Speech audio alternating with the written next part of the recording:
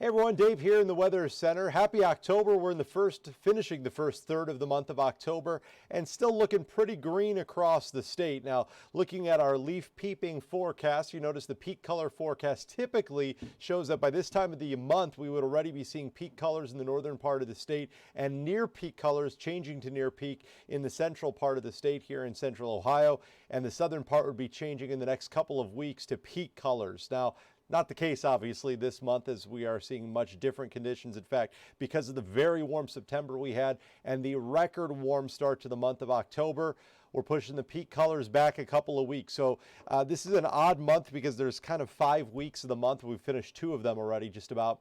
I do expect mid to late October, we'll see the northern part of the state. So possibly seeing near peak conditions about a week from now into the 4th week of the month. And then late October for central Ohio, we're looking more towards the week of Halloween being the peak colors in central Ohio, and then the southern part of the state being in early November. Now, obviously, there's some parks that change a little bit sooner, a little bit later, depending on elevations, how much rainfall they've had, and stuff like that, temperatures around the region. So as of right now, ODNR is reporting that most of the state parks are reporting changing conditions, which you'll notice a lot of green to changing. There are still a few spots in the state like Geneva State Park up to the north, Harrison Lake also in the green condition, Houston Woods also in the green conditions right now. Those will all be changed by next week.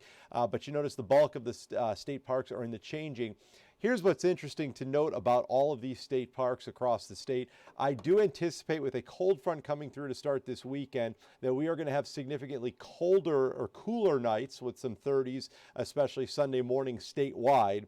And that should accelerate the color changes, especially with lots of sunshine expected every afternoon and normal to below normal temperatures to start the mornings off. That is ideal conditions to really accelerate the color changes. So I do anticipate in a week from now, we could see some more parks near peak.